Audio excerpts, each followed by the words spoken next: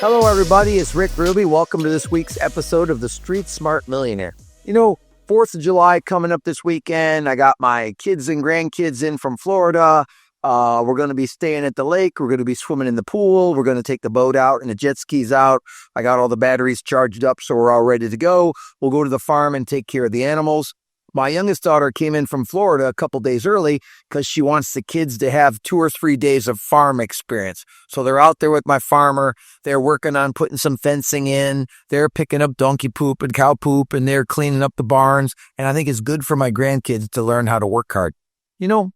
I was with my daughter last night, and she's like, "Dad, my husband works really hard. He's a really good salesman. How'd you get so big?" And I'm like, that's a funny question. And it's like, I wonder sometimes myself as I'm sitting around at night, how come I've been able to do so well in sales and coaching and mortgage business and stock market? And I will tell you that I'm as driven as anybody I've ever met. And I've met other driven people, but let me tell you why I'm different. I'm driven, but simple. So here's how I look at it. I set a vision of what I want to make, and I always want to make 10% more every year than I did the year before. I never set a giant behead goal. I never said I was going to make $1 million. I never said I was going to make $5 million. I never said I was going to make $10 million. I just set a goal to grow 10% every year. So how do I help a few more clients? How do I retain a few more employees and clients?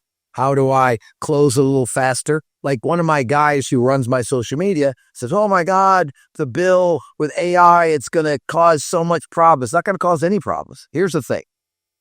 AI will make everybody's life simpler, easier, faster, and more efficient. There's nothing bad about that. Now, I do believe that eventually there will be Terminator robots. I do believe AI will go crazy and there will be Terminators. I mean, if it's not like the Jetsons started this whole thing, the Jetsons was a cartoon from the 50s about spaceships and living out of space and air cars. And so I think that if you can dream it up, it can then become a reality. So that's kind of the philosophy of money. I had a dream that I would make $100,000. Then I had a dream when I made 100 that I could make 250.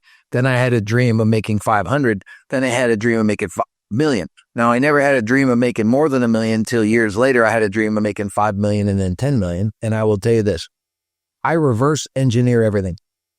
I decide how much I want to make. Then I back out how much staff I need, how many clients I need, what I need to charge, what my overhead needs to be. So you take the end result of what you want to make and you reverse engineer through the process how to get there. Volume, margin, units, staff are all ingredients to running a business. So I look at it as like, I learned how to sell by watching other people. I learned how to run a P&L watching other people. I learned how to manage by watching other people. I learned how to lead by watching other people. I learned the stock market about watching other people. Like I watch a lot of TV. This is how I learn things. So I watch the show Suits, which reminds me of like being professional, being driven, being a killer, going after whale accounts. These are all things that I believe in that it takes to be successful. I watch Mad Money with Jim Cramer. I watch Fast Money. I watch Power Lunch. So I tape 3 TV shows a day and I try to watch 10 hours a week about the stock market. Like I was watching TV and this guy said, "Hey, for a free tip on the best stock ever, watch my website." So I had my sister watch the website. She told me what stock he picked. I looked it up. I don't think it's a great stock. I looked at it and what I think the future is AI based, cybersecurity based, energy based. I think you're going to have lots of energy to run all this AI. I think you're going to have cybersecurity. So I own NVIDIA. I own Amazon, I own Meta, I own Microsoft. NVIDIA is the biggest creator of AI. Microsoft, Amazon, and Meta are the biggest users of AI. I have CrowdStrike and Palo Alto Networks, which are the 2 biggest cybersecurity companies. I'm coming to the end of the semester, July 1st. So I have a couple stocks I want to sell that are kind of flat. Here's what I believe. If your stocks haven't rallied in the first 6 months of the year, probably not going to rally the second 6 months of the year. So if you have stocks that have not done well, it might be time to move out of those stocks. For me, like Tesla's getting pretty beat up. I'll be buying more Tesla. I like Amazon. I like Meta. I like Microsoft. I like NVIDIA. I won't buy any more NVIDIA because I have a lot of it. but I kind of watched NVIDIA. It kind of hit a ceiling of 145. I felt if it would break through 145, it would go to 180. So it went to 157, it's pulled back today to 154, but I think it still has room to rally. I don't think that AMD or Broadcom or Intel are as good as NVIDIA. I'm not really sure, but that's my opinion. And just so you know, I'm only telling you what I'm doing. I don't care what you do. Here's what I'll tell you. If you save 20% of your paycheck for 20 years and you stick it in the S&P 500, you'll have a lot of money. If you stick it in the S&P 500 and a handful of really good stocks, you'll have even more money. I think that the S&P is the gold standard of the stock market. I mean, I believe it's averaged like over 11% for 25 years. So if you just bought the S&P 500, which is an index, and there's 4 indexes. There's the Dow, which everybody talks to is like 42,000. That's like 32 stocks. There's the S&P 500. That's at like 6,200. That's 500 stocks. There's the NASDAQ, which is at like 20,000. That has like 2,000 stocks. And there's the Russell 2000. I don't know what the price of it is because I don't really watch the Russell. That's 2,000 little companies. So there's roughly about 4,530 publicly traded companies, give or take. I mean, there's always some new ones, some old ones. So I think that if you buy the indexes, you pretty much have all the stocks covered. An ETF is a sliver of an index. Like if you buy a healthcare ETF, you're buying all the healthcare companies in the S&P 500. Like I own the Energy XLE, which I'm getting ready to sell because I don't think it's doing very well, and I'm going to trade it maybe for more Tesla. But the Energy XLE means I own all the energy companies in the S&P index. Now, there's 11 sectors: technology, cybersecurity, hospitality, commodities. There's all the healthcare. There's 11 sectors. So there's 4 indexes, 11 sectors, around 4,500 stocks. It's not that complicated. So I think if you know some basics, it will help you do better. It's funny, when I talk to my financial planner, he always confuses me, and I coached him for 18 years. So I'm still coaching him, and he's gigantic. I mean, he's got $4 billion under management, makes $15 million a year. He's probably got $35 million in the bank. I mean, he's doing really well. He's very successful, but he's very complicated. And for years, I've been simplifying everything he says to me and my clients. It's really simple. So here's the thing. You take 20% of your paycheck, you stick it in the stock market for 20 years, and you never take it out, and you'll be wealthy. Let's do the math. Let's say you only make $100,000 a year. You're a 10% earner in America. You make $100,000. 20% of $100,000 is $20,000. So you would reverse engineer. You would pay your taxes 35%. You would invest 20%. You would give 10%. So 35% and 20 is 55 and 10 is 65, which means you would have 35% to live on. So you would reverse engineer your paycheck. Now, that $20,000 a year that you save out of $100,000, okay, times 20 years would be $400,000 saved. Now, if you had it in the S&P and it doubled every 11 years, or it got 11% a year, it would double every 6 years. What you do is you take 72 divided by the interest rate. That tells you how often your money double. So if you took 72 divided by 11, the money will double in 6.5 years. Now, because you don't have the whole $400,000 in the market for the whole 20 years, it won't. So let's say it doubles every 10 years instead of 6 years. So the 400 turns into 800, turns into $1.6 million. So if you make $100,000 a year and you save $20,000 every year for 20 years, you'll have $1.6 million in the bank.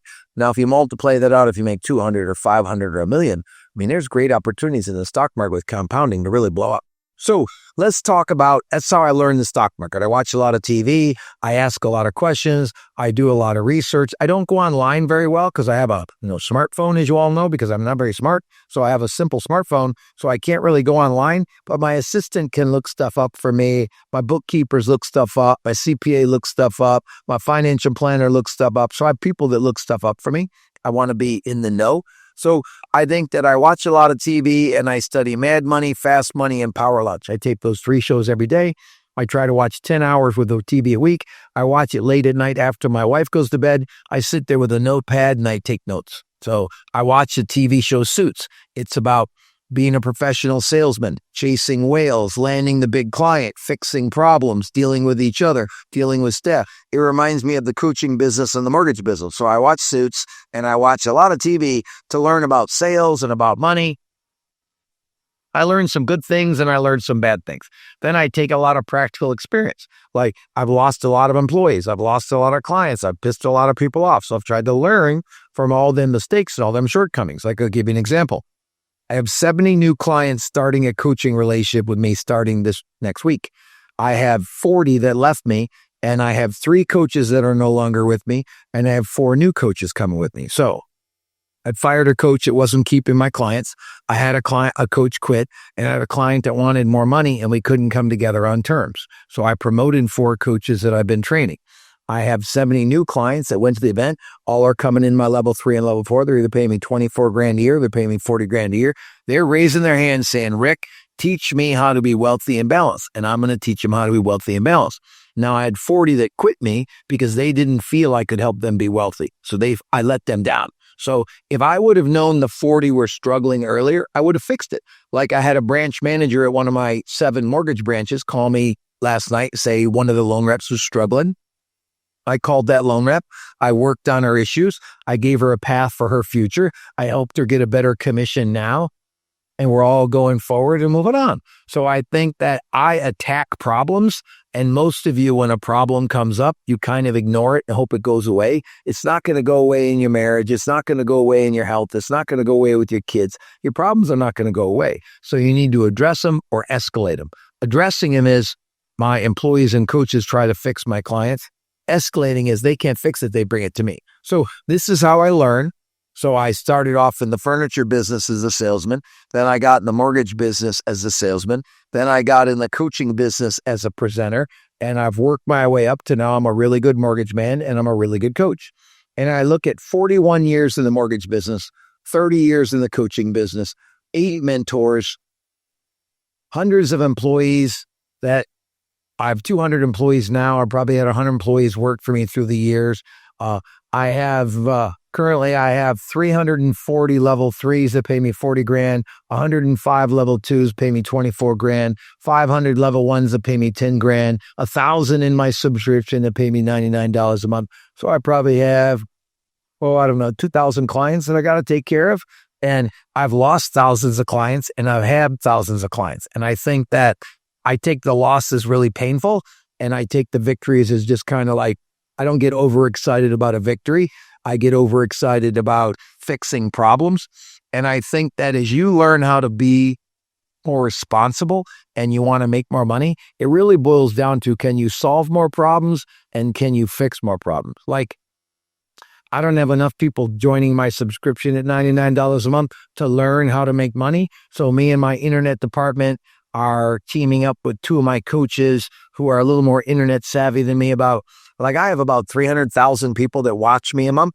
I have about 22,000 that watch my podcast every week. So I got to get those clients to raise their hand and engage in a bigger relationship with me. So I don't know how to get them to engage. If it was a sales opportunity, they were sitting in front of me, I could look them in the eye, tell them I'm going to take care of them. I'm going to find out what their needs are and I'm going to meet their needs and we're going to win together.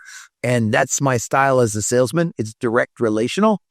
And that's what I teach. I'm learning about the internet and I'm learning about casting a big net, but I'm really good about throwing a line in the water, meeting with a realtor. He refers me a client. I meet with the client. I look at their needs and goals. I show them what I can do. I look them in the eye, say, listen, trust me, and I'll take care of you. Then I deliver exactly what I promise most of the time. Sometimes I fail and the client is happy. And then I program them for referrals and they refer me. So that's been my process of how I sold. So I'm learning how to increase my business because I only have so many hours in a day to talk to so many students, meet so many clients, where the internet gives me a bigger window to talk to people. So I think I've been a really good student. I think that's been my one specialty. I think number 2, I've had really good vision of growing 10% every year and never satisfying. I think that I've had a really good understanding of I wouldn't tell you that I'm excited about problems, but I expect problems. So because I expect problems and I know I'm a problem solver, like I have a fix-it tracker, like I teach off a greatness tracker where people track how many people they saw and how many people they talked to. I look at how many people I've fixed. So today I've had 17 people that I've already fixed a problem with today, and I got to get 20 a day. So normally if I solve 20 problems a day, I'm doing really well. I'm keeping my clients. I'm keeping my employees. I'm making money. I'm growing. So if I'm not solving 20 problems a day, I'm normally losing clients or losing employees or people aren't happy. Because if you have a boss like me or a coach like me and I fix your problems, it means you find me valuable. So to recap, number one, you got to have a clear vision that you're going to hit no matter what. Nothing's going to get in your way. So it was like, if you're a social media guy and you want to make $100,000, you got to have that as a vision. Figure out what you got to do for me to pay him $100,000. Simple. I think that then you got to have a coach or a mentor or a boss that you believe in. You must believe in your mentor or your coach or your boss. That's number two. Number three, together, they got to come up with a clear plan how you're going to get there. You come up with some of the ideas. He comes up with some of the ideas based on his experience, and you come up with a plan. How many people you're going to call? How many people you're going to see? How many people you send cards to? For me, I require people to meet 20 people a week, have food with 4 people a week, talk to 75 people a week, and send 20 thank you cards. This is what I require. But I also require so many events a week, so many videos. I believe like there's a story in the Bible about the great sower, where if you plant enough seeds, you'll pick enough fruit. If you plant good seeds in good soil, you'll pick a really good fruit. So I try to be a good seed. I trade it in the good soil, which is you guys, realtors, lenders, business people that want to make money. And together we try to produce a really good crop of like revenue and clients and profits and commissions so we can all grow and have good lives. Now, what is the purpose of work? The purpose of work is to provide for your family, pay the bills, get a retirement, create a legacy. That's the order of money. First, you want to pay your bills, place to live, food, clothing, car, shelter. Then you want to do some kind of retirement. Like, what are we going to do when we get old? How are we going to do it? I just lost an employee that's 52 years old. Salesman, came from the car business, wanted him to hire in my level 1 sales department, entry level, 52 years old. I looked at his budget. He has no money in the bank at 52 years old. No retirement, no money in the bank at 52 years old.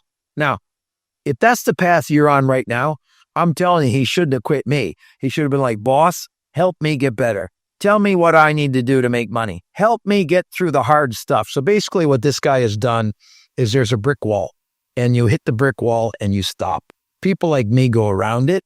We go over it. We go under it. Or if you're like me, you just go through it. So do not let brick walls stop you from being all you can be. So you have a vision. You have a coach or a mentor.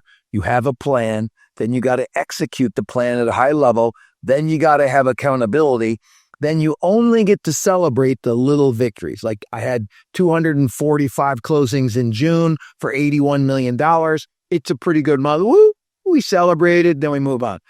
In May, I made 55 points profit, which was a record. I'm trying to make 40 basis points profit. Basis points is a lender term. So it's like really 45% of 1% of the revenue is what I'm trying to make in profits. So had made 55 points. That was really good. So that was a good month. Now remember, each mortgage is probably $400,000. So we did 81 million. So 1% of 81 million is 800,000. 55% of that is like, $450,000 was a really good month. So we'll celebrate. Then we'll go back to work and we'll start all over in July. So it's like these 70 students. I had a little celebration, but I found things to be mad about. I used to love Nick Saban when he coached at Alabama, and I would love his post-game comments because like, oh my God, our defense sucked. We gave up 22 points. And they're like, Nick, you won by 30. I know, but our special teams could have been better. Our defense could have been better. Our offense turned the ball over. For me, I focus on what I'm not doing well. I don't focus on what I'm doing well. And I think that's a secret in the sauce of how to become successful. So I look back at it.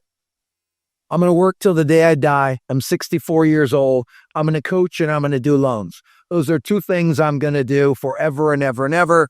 I'm going to do everything I can to honor God. I'm going to do everything I can to keep my wife, Britt, happy. I'm going to do everything I can to stay in shape, work out twice a week, diet 5 days a week. I'm going to recreate with my kids and grandkids on all the holidays and in summer vacation. What else am I going to do? I'm going to make a lot of phone calls. I'm probably going to call people out, yell. I'm going to invest in the stock market till the day I die. So nothing for me is do this until this. Everything is you just do these things. I'm going to be making phone calls and solving problems forever. But here's what I'll tell you, that at 64 years old, I'm about half the man I'm going to become. So I could become a better Christian. I could become a better husband. I could become a better coach. I could become a better leader. I could become a better investor. I can get in better shape. I can be a better friend. So I look at my life as my cup is half full, not half empty. I got plenty of time left. As long as God will leave me on this earth, I'm going to be growing and getting better. And I think you have to be on a journey of growth and getting better. And that starts with a mindset of I'm broken. And I think a lot of people don't like to talk about where they're broken. I'm open about where I'm broken and where I have to get better. Now, my wife doesn't like it when I come here and say, hey, let's talk about where our marriage is broken. She don't enjoy that. I enjoy that. How can I? So we mostly focus on how I'm broken and how I can improve in the marriage is what I focus on. So here's what I'll tell you. It's the 4th of July weekend. I want you to rest and recreate Thursday, Friday, Saturday, Sunday. That's what I'm going to do. I'm going to work today and work tomorrow.